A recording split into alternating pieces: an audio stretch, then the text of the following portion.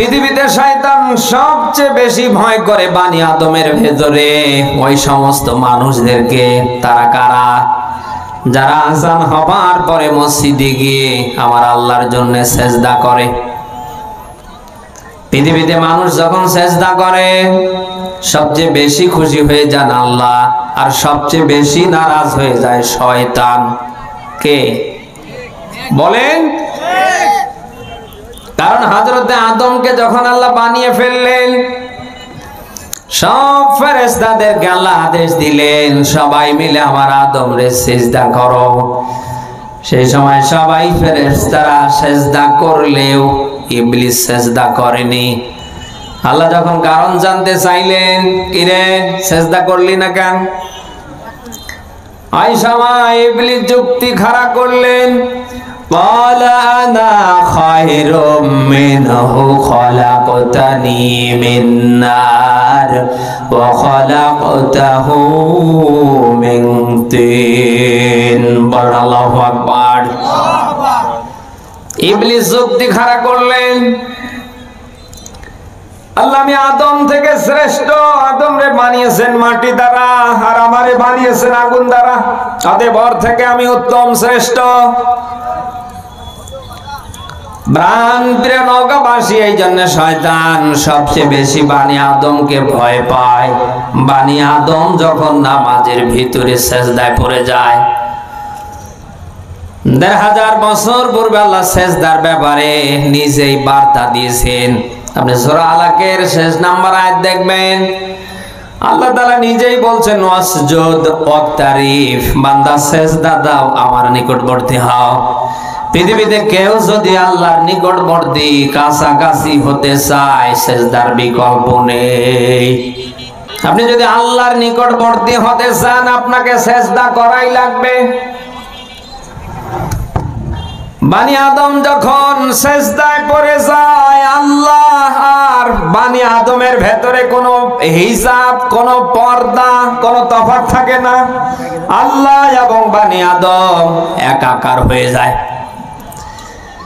এজন্যই তো আদম নবী থেকে বিশ্ব নবী মুহাম্মদুর রাসূলুল্লাহ পর্যন্ত যুগে যুগে যত নবী আর রাসূল এসেছেন, আপনি তাদের জীবনী মিলান, ওরা যখন এই বিপদে পড়তেন সঙ্গে সঙ্গে নামাজের ভিতরে সেজদায় পড়ে যেতেন। ওরা সেজদায় পড়ে গিয়ে আমার আল্লাহরে ডাকতে দেরি, আমার আল্লাহ তাদের বিপদগুলি কেটে দিতে দেরি না। প্রাণপ্রিয় নৌকাবাসী, আজও যদি নবী রাসূলদের মতো করে আমরা বিপদে পড়ে সেজদায় পড়ে আল্লাহকে ডাকার মতো ডাকতে পারি, ওই আল্লাহ কি আজও আমাদের ডাকে সাড়া দিতে পারে না? পারে না? নাও ক্ষমতা আল্লাহর নেই, কিন্তু আমরা ডাকতে পারি না। আমরা ডাকতে যাই বিভিন্ন মাজারে, খানকায়, বিভিন্ন আগলা বাবা পাগলা বাবার দরবারে। বলেন না কেন?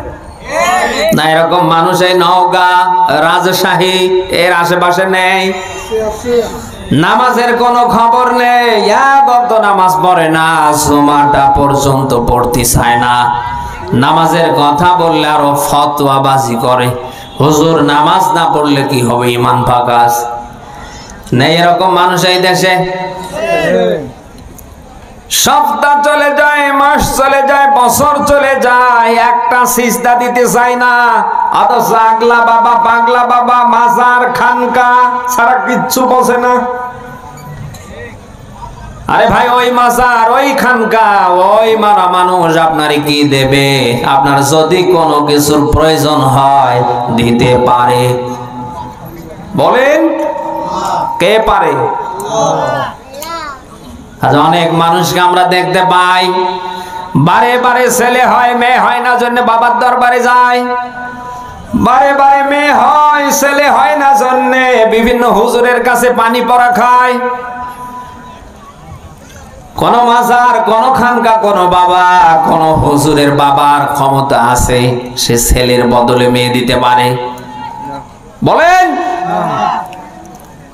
আপনি আমার কাছে আসেন পানি পড়া খেতে, হুজুর পানি পড়া দেন, আমার যেন মেয়ে হয়। আপনি কি দেখতে পাচ্ছেন না? আমার তো স্ত্রীর বারে বারে মেয়ে হয়। আমার পানি পড়াই যদি এত কাজ হয়, তাহলে আমার বারে বারে মেয়ে হয় কেন?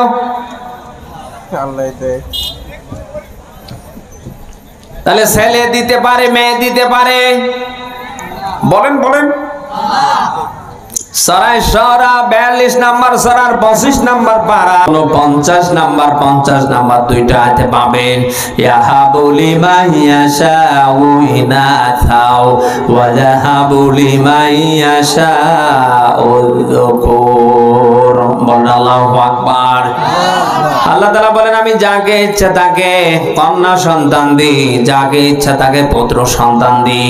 আবার যাকে ইচ্ছা তাকে আমি ছেলেও দেই, মেয়েও দিই।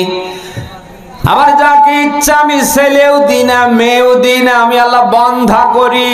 এটা করে কে জানো? বলেন।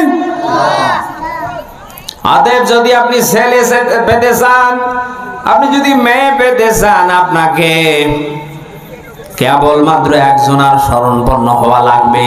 তিনি যেন কে? হ্যাঁ, আমরা পারি না।